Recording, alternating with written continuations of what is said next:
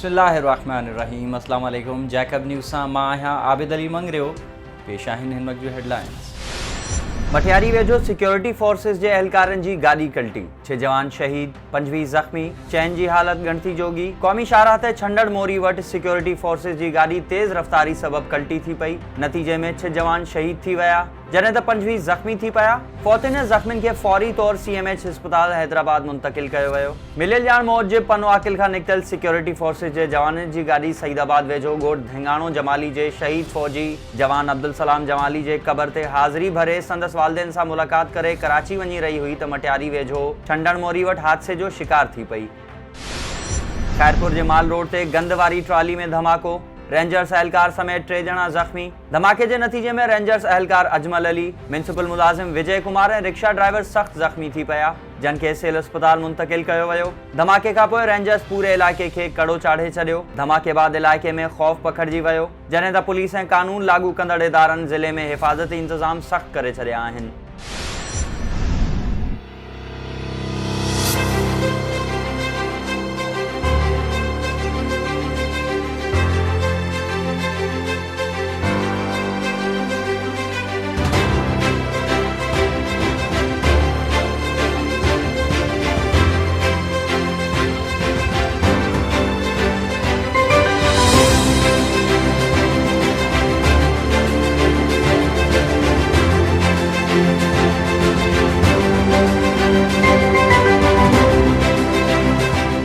Jacob news जी कामयाबी जो पहिरियों साल मुकम्मल।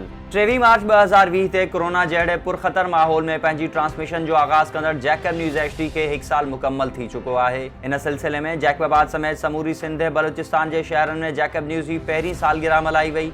सालगिरह जी मरकज़ी तक़रीब ज़िला काउंसिल हाल जैकबाबाद जे मेहरान हॉल में थी गुज़री, जिते महिमाननि सरदार मंज़ूर ख़ान पांवर, समाजी अॻवान हाजी शेर मोहम्मद मुग़ैरी, MPA मोहम्मद असलम अबड़ो, सैयद ख़ादिम हुसैन शाह, राजा रियाज़ ऐं ॿियनि CEO मोहम्मद असलम गोलो जी मेज़बानी हेठि केक काटियो। इन खां अलावा जैकब न्यूज़ जी सालगिरह सिंध बलूचिस्तान जे मुख़्तलिफ़ शहरनि कोयटा, गढ़ी हसन, दोदापुर, मटियारी, ठुल, काज़ी अहमद, खैरपुर, सुल्तानकोट, बहादुरपुर, ड्रिगड़ी, पनो आकिल, मुबारकपुर, घारो, जाफराबाद, सोबतपुर, दरिया खान मरी, बोज़दार वॾा, कंदकोट ऐं बाहू खोसो समेत ॿियनि इलाइक़नि में मल्हाई वई, जिते जैकब न्यूज़ जे रिपोर्टर्स जी मेज़बानी हेठि ईंदड़ मुअज़्ज़िज़ महिमाननि जैकब न्यूज़ जी पहिरीं सालगिरह जो केक काटे CEO मोहम्मद असलम गोलो ऐं डायरेक्टर न्यूज़ मोहम्मद मूसा चांडियो समेत समूरी सथ खे वाधायूं ॾिनियूं। घोटकी जे इलाइक़े सरहद वेझो ट्रक मां गॾी खैरोवासी नौजवान जो लाश हथ। जूस सां भरियल ट्रक मां नौजवान आबिद पुट फ़कीर ग़ुलाम हैदर कटोहर जो लाश हथ आयो। पुलिस ट्रक ड्राइवर खे गाॾी समेत तहवील में वठी छॾियो। पुलिस मूजिबि क्लीनर आबिद दबजी फोत थियो आहे। जैकबाबाद में गुज़िरियल राति पयल मींहुं शहर खे ॿोड़े छॾियो। इंतज़ामिया गुम, शहर जा रोड रस्ता बरसाती पाणी सां भरियल। म्युनिसिपल अमलो बासरनि जे बंगलनि ते ड्यूटी ॾियण में मसरूफ़। डेप्यूटी कमिश्नर जैकबाबाद जा समूरा दावा बि धूड़ थी विया। जैकबाबाद जे मुख़्तलिफ़ रोडनि police headquarter, Quaid Azam road, Shikarpur road, Quetta road, KG school, Afzal Khan Khoso road, station road, Jafarabad, Babu Mohalla, जानू बेलो ऐं फैमिली लाइन समेत शहर जा अहम इलाइक़ा बरसाती पाणी में ॿुॾल हुअण बावजूद सॼो ॾींहुं म्युनिसिपल अमलो ग़ाइब रहियो, जॾहिं त गुज़िरियल शाम 6 वॻे खां बंदि पयल बिजली 24 कलाकनि ताईं बि बहाल न थी सघी ऐं ज़िला इंतज़ामिया बिजली जो बहानो बणाए डीज़ल बजट खे बचाईंदे समूरा डिस्पोज़ल बंदि करे छॾिया, जंहिं सबबि शहर तलाउ बणियल रहियो। जैकबाबाद में नए ईंदड़ SSP पारां ऑफिसर्स जूं बदिलियूं।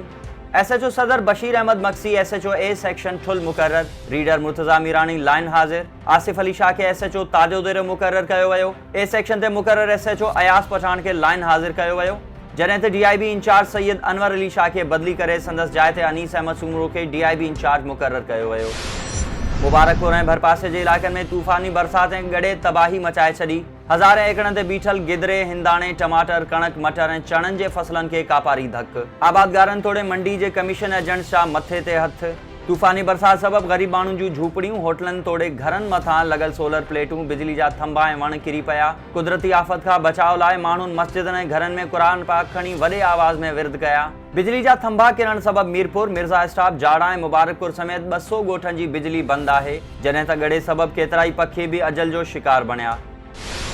गुज़िरियल राति तूफ़ानी बारिश सबबि सिंध जा केतिराई इलाइक़ा सख़्त मुतासिर। बाहू खोसो, RD 44, दरगाही जखराणी, उन्नड़वा, चांदनी चौक ऐं ॿियनि इलाइक़नि में गॾे सां वसियल बरसातनि कणक जे फसल खे कापारी धक रसायो आहे। तेज़ मींहुं पवण सबबि रस्तनि ते पाणी बीहजी वियो, जंहिं सबबि इलाइक़े वासी घरनि ताईं महदूद थी विया आहिनि। मीरापुर थाने जो वॾो मुंशी सादिक बिरोही दिल बीहण सबब फौत। पुलिस मूजिब वॾो मुंशी मोटरसाइकिल ते अची रहियो हो त खेसि दिल जो दौरो पियो, जंहिं सबब हू फौत थी वियो। लाश पोस्टमार्टम बाद वारिसनि हवाले कयो वियो। जैकबाबाद समेत सॼे मुल्क में यौम पाकिस्तान क़ौमी जोश ऐं जज़्बे सां मल्हायो वियो। जैकबाबाद में 23 मार्च जी मुख्य तक़रीब डेप्यूटी कमिश्नर हाउस में थी, जिते deputy commissioner doctor Abdul Hafeez Sial ऐं SSP शुमाइल रियाज़ मलिक झंडो फड़कायो। इन खां अॻु पुलिस जे दस्ते पारां गार्ड ऑफ ऑनर पेश कयो वियो। काज़ी अहमद में 23 मार्च जी मुख्य तक़रीब गवर्नमेंट हायर सेकेंडरी स्कूल में थी गुज़री, जिते असिस्टेंट कमिश्नर काज़ी अहमद दादन खान लाशारी, हाजी खान लाखो, नूर मोहम्मद सातो ऐं ॿियनि झंडो फड़काए यौम पाकिस्तान मल्हायो। सोबतपुर में 23 मार्च यौम पाकिस्तान जे ॾियारे ते DC ऑफिस में परचम कुशाई करे रैली कढी वई। डेप्यूटी कमिश्नर बिबरक खान काकड़ क़ौमी झंडो फड़कायो। पुलिस जे दस्ते पारां सलामी पिण ॾिनी वई। तक़रीब में SSP सोबतपुर हुसैन अहमद लैडी समेत ज़िले जे मुख़्तलिफ़ ऑफिसर, सियासी समाजी अॻवाननि, शहरिन, सिविल सोसाइटी जे नुमाइंदनि ऐं सहाफ़िन शिरकत कई। कंदकोट में तक़रीब जी शुरूआत सिंध पुलिस पारां गार्ड ऑफ ऑनर ऐं पाकिस्तान जो झंडो फड़काए कई वई, जंहिंमें डेप्यूटी कमिश्नर कश्मीर मुनव्वर अली मिठाणी समेत वफ़ाक़ी तोड़े सूबाई खातनि जे अमलदारनि शिरकत कई। जाफराबाद में यौम पाकिस्तान जे सिलसिले में डेप्यूटी कमिश्नर ऑफिस में DC रज़ा खान खजक झंडो फड़कायो, जंहिंमें SSP जाफराबाद समेत शहरनि ऐं ऑफिसर्स शिरकत कई। बेरिया रोड ऐं चाही मनूमल में सिंध एजुकेशन फाउंडेशन जे साकार सां हलंदड़ आज़ाद पब्लिक स्कूल में यौम पाकिस्तान जो ॾियारो मल्हायो वियो। इन मौक़े ते शागिर्दनि ऐं शागिर्दाणियुनि मुख़्तलिफ़ सरगर्मियुनि में क़ौमी जोश ऐं जज़्बे सां हिसो वरितो। ब्रिगड़ी में यौम पाकिस्तान जे सिलसिले में ख़ानगी स्कूल पारां तक़रीब रखी वई, जंहिंजो महिमान ख़ासि अॻूणो UC चेयरमैन पीपल्स पार्टी अॻवान रईस ज़नो ख़ान नोहानी हो। स्कूल इंतज़ामिया पारां तक़रीब में पाकिस्तान जे सभिनी सूबनि जी सक़ाफ़त खे उजागर करे एके ऐं ॿधी जो सबूत ॾिनो। मटियारी में मटियारी मीडिया हाउस पारां 23 मार्च जे सिलसिले में जश्न यौम पाकिस्तान जी रंगारंग तक़रीब मुनक़िद कई वई, जंहिंजा महिमान ख़ासि अॻूणो सूबाई वज़ीर सैयद हाजी जलाल शाह जामोट हुआ, जॾहिं त deputy commissioner Matiari Syed Murtaza Ali Shah, PP अॻवान Syed Mumtaz Shah, lieutenant colonel Aziz Ali Khan, major Ali Nawab Khan, commander Zulfiqar Ali समेत सियासी समाजी अॻवाननि, मुख़्तलिफ़ प्रेस क्लब, सहाफ़िन तोड़े आम शहरनि शिरकत कई। तक़रीब में शहर जे मुख़्तलिफ़ स्कूल से ॿारनि क़ौमी गीतनि ते शानदार परफॉर्मेंस ऐं पाक फ़ौज ते मुख़्तलिफ़ टैबलोज़ पेश कया।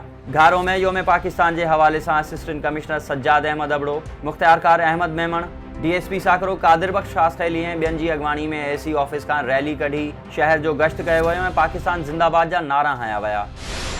पीर वसण में प्यार जो परणो कंदड़ प्रेमी जोड़े जे घर ते हमलो, जोड़ो रतो रत। कुहाड़ियूं लॻण सबब इम्तियाज़ लाशारी ऐं संदसि घरवारी अमीनत लाशारी सख़्त ज़ख़्मी थी पिया, जन खे ठरी मीरवा अस्पताल पहुचायो वियो। इन सिलसिले में दुर मोहम्मद लाशारी मीडिया खे ॿुधायो त 1.5 साल अॻु अमीनत ऐं इम्तियाज़ लाशारी पसंदि जो परणो कयो हो, जंहिं ते छोकिरी जा रिश्तेदार कुर्बान, रमज़ान ऐं गुलखान लाशारी वारा नाराज़ हुआ, जन अॼु हमलो कयो आहे। घोटकी में क़त्ल थी वियल सैयद आफ्ताब शाह जे कातिलनि जी गिरफ़्तारी लाइ सैयद बिरादरी जी रैली। सैयद बिरादरी पारां रहम वाली खां सैयद नादिर शाह जिलानी, सैयद इम्तियाज़ शाह, सैयद माजिद शाह, सैयद अली रज़ा शाह, सैयद मुश्ताक शाह, सैयद मोहम्मद अली शाह ऐं ॿियनि जी अॻवानी में घोटकी प्रेस क्लब ताईं एहतजाजी रैली कढी वई। रैली खे अॻवाननि ख़िताब कंदे चयो त क़त्ल केस में घुर्बल जवाबदार सदाम मक्सी सरेआम घुमी रहियो आहे, पर घोटकी पुलिस उनखे गिरफ़्तार करण लाइ तयार न आहे। जवाबदार गिरफ़्तार न थियो त सॼी सिंध अंदरि तहरीक हलाई वेंदी।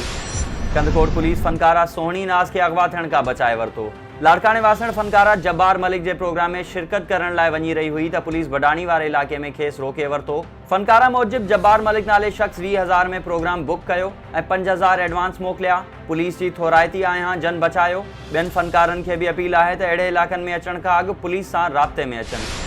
कश्मीर PP अॻवान ऐं टाउन कमेटी कश्मीर जे अॻूणे चेयरमैन इसरार अहमद खोसो कश्मीर में प्रेस कॉन्फ्रेंस कंदे चयो आहे त असिस्टेंट कमिश्नर कश्मीर अयाज़ अहमद सूमरो ऐं मसमात शाहीन दश्ती वारे मामले सां मुंहिंजो को बि वास्तो न आहे। AC कश्मीर मूं मथां ग़लति ऐं बेबुनियाद इल्ज़ाम मड़े मुंहिंजी सियासी साख खे ख़राब करण जी कोशिश करे रहियो आहे। वॾे वज़ीर ऐं चीफ सेक्रेटरी सिंध खे अपील आहे त मामले जी जांच करण लाइ कमेटी जोड़ी वञे। ऐं घारो में 40 वरनि जो उम्मीद अली ख़ासख़ैली पुरस्रार तौरु गुम। पंप हाउस कॉलोनी वासी पोरित उम्मीद अली ख़ासख़ैली गुज़िरियल 4 ॾींहंनि खां पुरस्रार तौरु गुम आहे। संदसि वारिसनि हद जे थाणे ते रिपोर्ट दाख़िल कराए छॾी आहे। ही हुयूं हिन वक़्त जूं ख़बरूं। वधीक ख़बरुनि ऐं अपडेट्स लाइ विज़िट कयो असांजी वेबसाइट www.jacobnewsht.com ऐं फेसबुक ते फॉलो कयो। ॾिसंदा रहो जैकब न्यूज़, ख़बर खां हक़ीक़त तक।